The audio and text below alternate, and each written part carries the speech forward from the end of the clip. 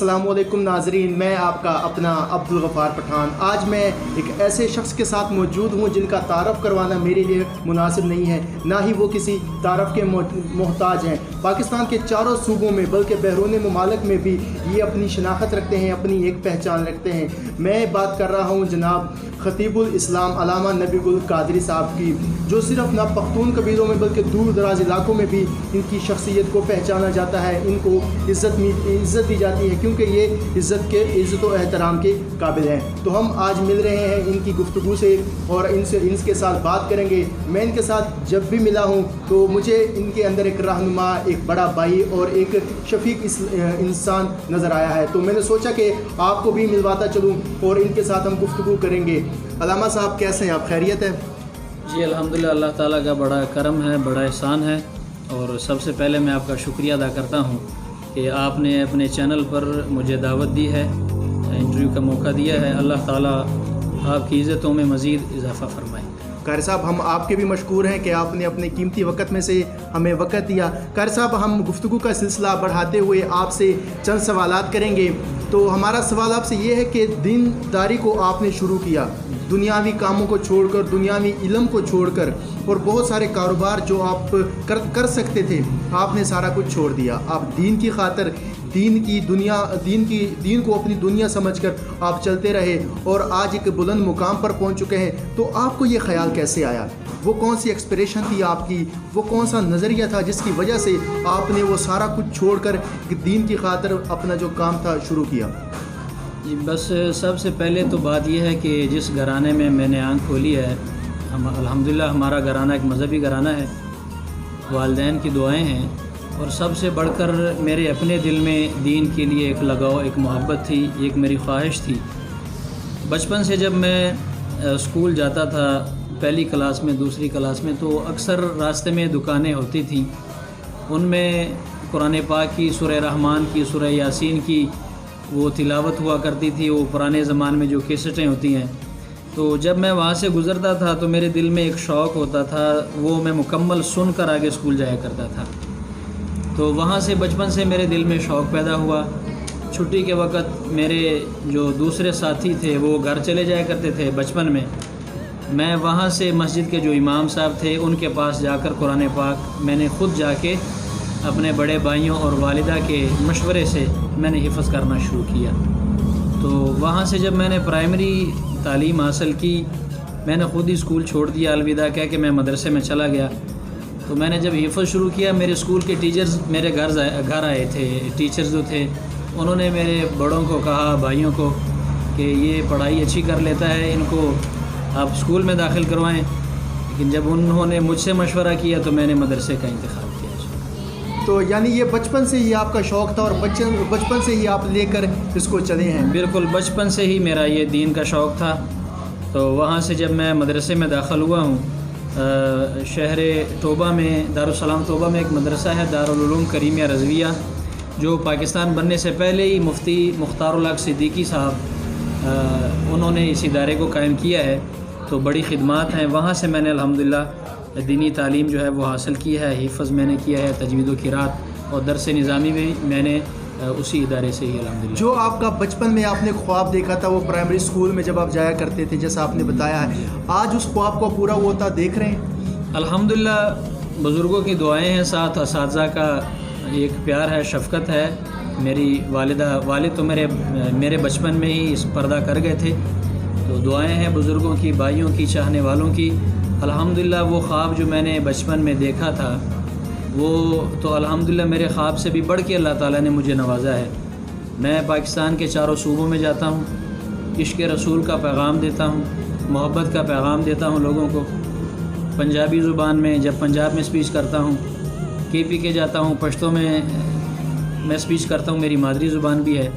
حتیٰ کہ میں جو قبائلی علاقہ ہے، فاٹا، وزیرستان، وہاں تک میں جاتا ہوں، پشتو میں اپنا جو عشق رسول کا میرا مشن ہے، پیغام ہے، وہ لوگوں کو دیتا ہوں۔ آزاد کشمیر تک، سندھ، بلوچستان، پاکستان کا کوئی ایسا شہر نہیں ہے جہاں پر میں اپنے محبت کا، عشق رسول کا پیغام نہ لے کے گیا ہوں۔ الحمدللہ میری سوچ سے بڑھ کر میرے رب نے اپنے حبیب صلی اللہ علیہ وسلم کے صدقے سے مجھے نوازا ہے۔ ہم نے دیکھا ہے کہ آپ کی جو زیادہ تر اوقات ہے، جو آپ کا زیادہ تر وقت ہے، تو یہ سفر میں ہی گزرتا ہے. آپ ایک ایسا انتخاب بھی کر سکتے تھے، کسی مدرسے میں بیٹھ کر اپنا یہ خطابت کرتے، وہاں پر اپنے خدمات سر انجام دیتے. آپ نے وہ کیوں نہیں کیا؟ وہ تو الحمدللہ مجھے کافی جگہ سے یہ آفرز ہوئی ہیں کہ آپ ہمارے ادارے میں آ کے پڑھائیں، سنبھالیں نظام. لیکن میں نے دیکھا پنجاب میں جو قبائلی علاقے کے لوگ ہیں، پشتو بولنے والے، تو ان کے بچے جو تھے وہ بالکل پڑھائی سے دور تھے. تو میں نے سوچا اگر میں ایک جگہ پہ بیٹھ جاؤں گا تو صرف ایک علاقے کے لوگ میرے پاس آ سکیں گے. تو میں نے ان کے لیے سب سے پہلے میں نے انتخاب کیا، ایک ادارہ قائم کیا، مدرسہ، جہاں بچوں کو اسکول اور کے ساتھ ساتھ حفظ اور درس نظامی کی جو ہے وہ تعلیم دی جاتی ہے. اس کے ساتھ ساتھ وہاں پر میں نے ٹیچرز رکھے، اور اس کے ساتھ میں جہاں بھی جاتا ہوں لوگ محبت سے مجھے بلاتے ہیں. اگر نہ جاؤں تو پھر وہ آپ بہتر جانتے ہیں، وہ ناراض ہو جاتے ہیں، خفا ہو جاتے ہیں. جیسے آج میں آپ کے علاقے میں آیا تھا، آپ کو پتہ چلا تو ملاقات کا شرف حاصل ہوا آپ کے ساتھ. اس طرح لوگ جب مجھے بلاتے ہیں تو پھر وہ میری مجبوری بن گئی ہے. بچپن سے ہی جب میں ابھی پڑھائی میں تھا تو لوگ مجھے سننا بہت پسند کرتے تھے.